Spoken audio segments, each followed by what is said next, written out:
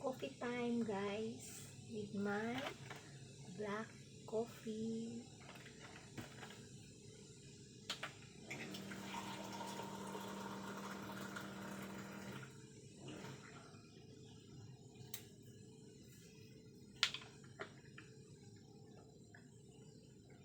Yes, this is the best for acidity at matatanggal yung acidic mo, pagka-acidic mo, kaya switch ka na dito.